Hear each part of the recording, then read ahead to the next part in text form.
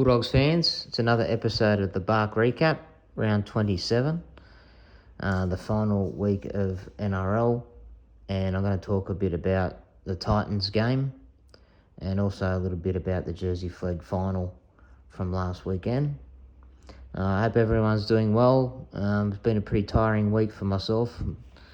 Had a lot on, and if I sound a bit tired, I apologise, but I'll do my best with the analysis of the two games, and there'll be plenty of pictures of the past week, also some stats of the NRL side, the leading stats of the NRL team in certain facets of the game, which will come up, and there'll be some game highlights of the Jersey Flegg game as well.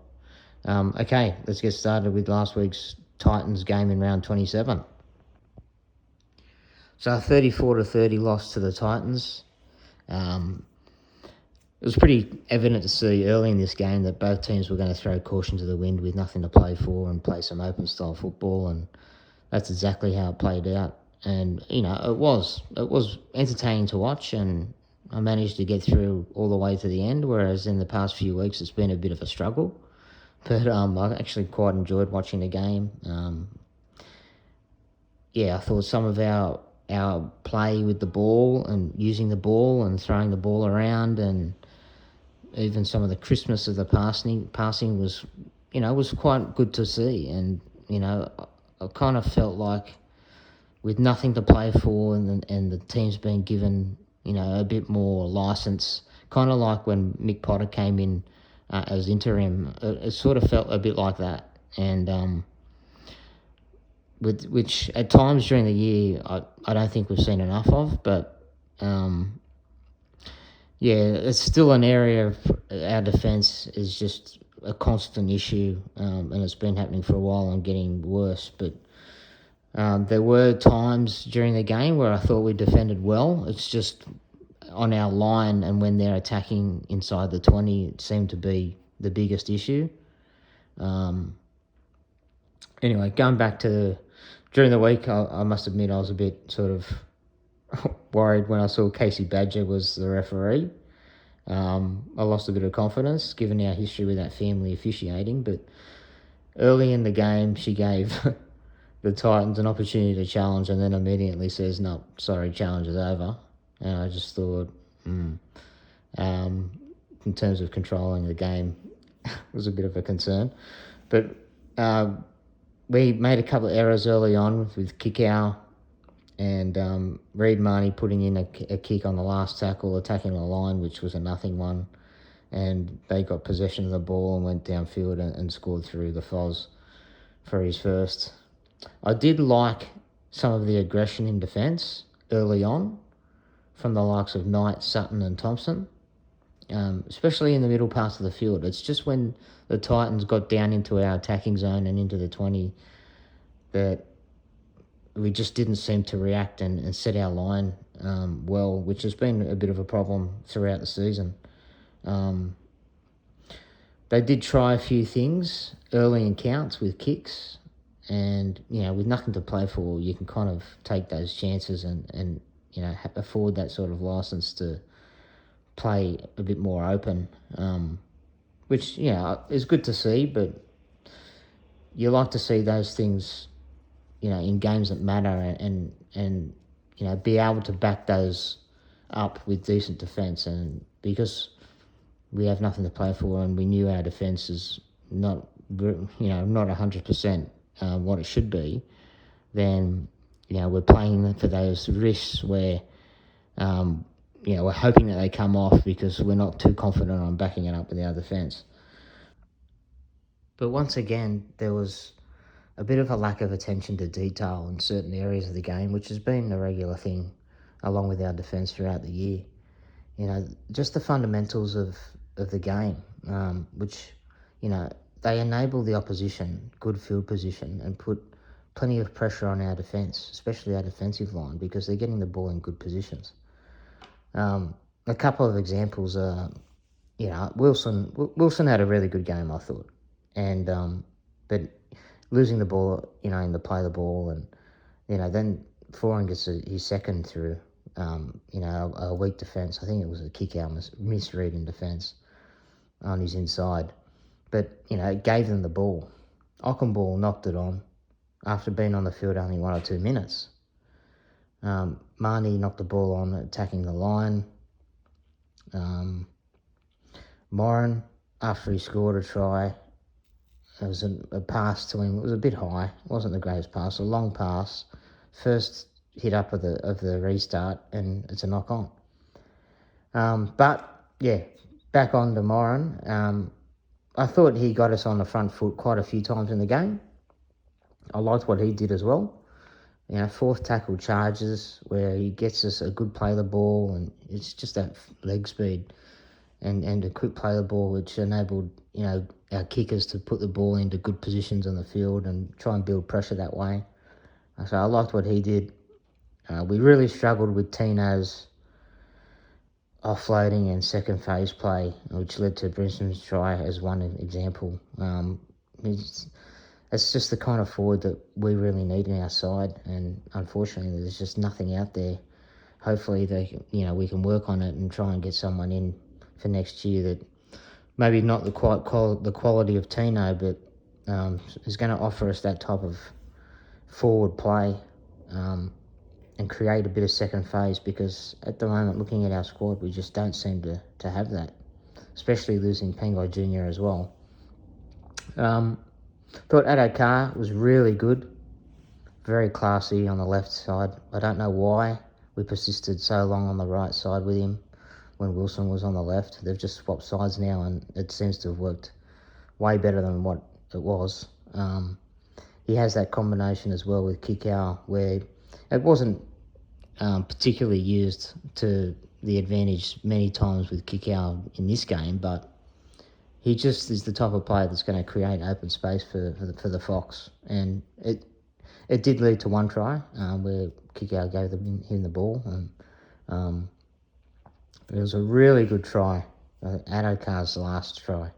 I thought it was probably one of our best of the year. And I've been critical of Hayes Perham at times during the year, but he did so well in that try. He showed good speed, stepped, goose step, kicked the ball on the run, and the Fox was backing up and took the bounce, and yeah, it was a really good try. But this year, it just seemed like one big trial for me. We won 7 games. It's not a pass mark for me. You can say we had plenty of injuries, but I thought there were a couple of games there where we were well in the games to win, and it's just that final. It's just that bit of class in the spine that we're not. I thought our spine this year was quite disappointing, and those players have been generally available throughout the whole year, and a lack of effort at times with other players, and throwing too many kids in at once. I think it's not good for their development, which is probably the reason why, we're buying players with experience now. Although they're players that have sort of been on the fringe of their clubs, so I'm not too sure the thinking of that. We could have addressed this issue months ago, in my opinion, and now we're forced to deal with what's available, and it's going to be interesting to see how it plays out. But I'm not saying that they're bad signings. 1 or 2 of them would be good, but you don't want to flood the team with all these types of players. But more on that in coming weeks when the squad for next year becomes a bit more clearer. So going back, 7 wins, 3 buys, 20 points. Yeah, I think, a pass would have been 10 wins, and anything more than that would have been a bonus. So I think there's a lot to be learned this year, and a lot of aspects of our play and in our preparation and in our training and what's expected of the players and what they need to bring to the table as well as professional footballers. So there's a lot to learn out of that, and hopefully they get it right in the year coming up, and we actually see some progression, because I don't think there was progression this year. I think you can say that maybe there was progression in terms of what we're trying to instill, but in terms of performance, it just wasn't there. and, you know, trying to set a culture and trying to get to a team to, you know, the expectations of what they've got to do each week and the accountability and responsibility of certain leaders in the team, I just think it was really lacking this year, and we got certain things wrong. But anyway, on to the Jersey Flegg. So in Jersey Flegg, we finished second and had to play Cronulla, who finished third. And it was played last Saturday, and we beat them 44-22. And we got off to an absolute flying start. I watched this game on New South Wales Rugby League TV, or most of it, until it cut out. And we were leading 24-0 after 25 minutes. Tries to Luke Smith after 5 minutes. He ran a good line, showed good strength to get over the line. And then it was backed up by Eli Clark, Tim Johansson and Joash Papali'i. And it was 24-0, and it looked like we were going to put an absolute cricket score on them. The Sharks just couldn't keep up. We were dominating in the middle, getting roll-ons, shifting the ball at speed. They just could not keep up. Credit to them, though. They scored 2 tries in about 4 or 5 minutes just before half-time, and it was 24-12. And then right on half-time, Tim Johansson got his second try, and that just sort of kicked us away again, and it was 30-12 at half-time. And then just after half-time, I think we kicked a penalty goal, and it was 32-12. And then again, sort of the same thing. The Sharks had a spurt where they come back into the game, actually got pretty close. It was 32, I think, 32-22. Yep. And then in the last 10 minutes, we kicked away again and just scored a couple of tries through William Afualo and Fami Tuolalo, and Joash kicked every goal, and it was 44-22. Players that dominated for me, I thought Joash was absolutely everywhere. Just never say die with the ball in hand, but backing up, busy, good field position, just dangerous running the ball in general, as was Ka'alawapu. He had a few nice little kicks as well. Seems to be enjoying his time in Jersey Flegg, which is good. And Joey O'Neill controlling things at halfback, more with the long kicks. In the middle, Jack Todd, Lipboy Hopboy really dominated. Their time probably in New South Wales Cup has helped them, and they look like they've gone to another level in Jersey Flegg. I'm really looking forward to seeing how they go next year in Cup. Luke Smith and Damon Marshall both worked hard in defence. And at the bench, Tim Johansson and Fami Tuolalo had their moments as well when given opportunity. Tim Johansson did come off with a bit of an injury. Hopefully he's all right, because we have named the exact same team for this Saturday's game against the Roosters at Leichhardt. They finished first. So we'll have to just wait and see if that is the lineup that does take the field. But good luck to the boys. That's to go into the grand final. That win will go into the grand final. If they do lose that game, they will have to play the winner of Parramatta and the Sharks. So anyway, have a good weekend, guys. We'll talk more about that game next week. And then after that, probably the week after that, we'll look at part 2 of how the 2024 roster is shaping up with a bit more clarity, hopefully, on players going and coming into the main squad. All right, talk to you then. Bye.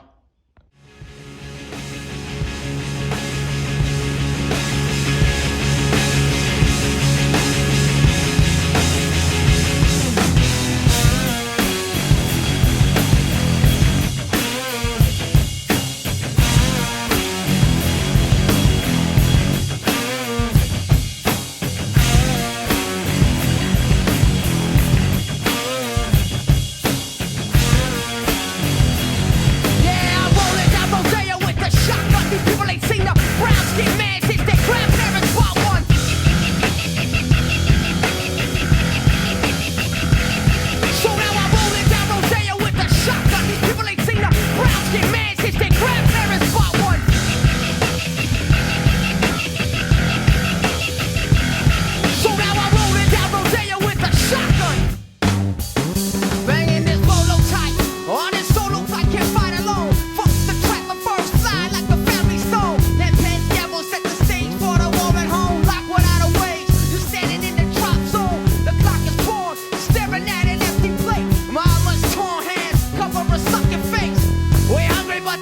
pay for.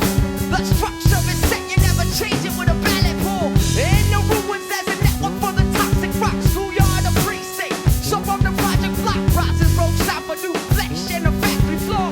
The remains that chain to the powder wall.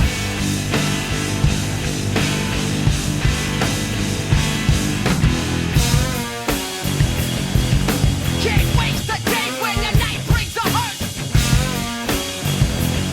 So make a move and plead the fifth, cause you can't plead the first. Can't waste the day when the night brings a hurt. So now I'm rolling down Rodeo with the shotgun. These people ain't seen a brown skin man since their grandparents bought one.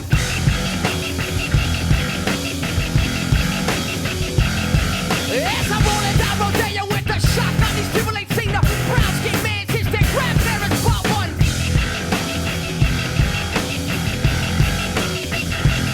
So now I'm rolling down Rodeo with the shotgun.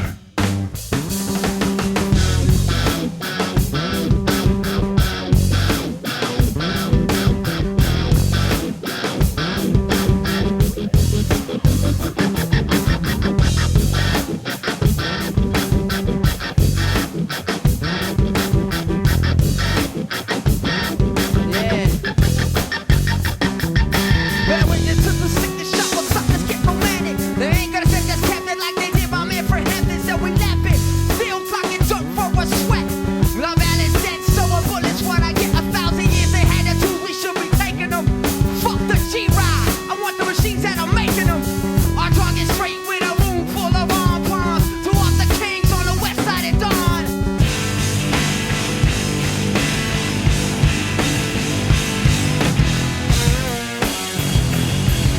Can't waste the day when the night brings a hurt. Make a move and plead the fifth, cause you can't plead the first. Can't waste the day when the night brings a hurt. So now I'm rolling down Rodeo with the shotgun. These people ain't seen a brown skin man since their grandparents bought one.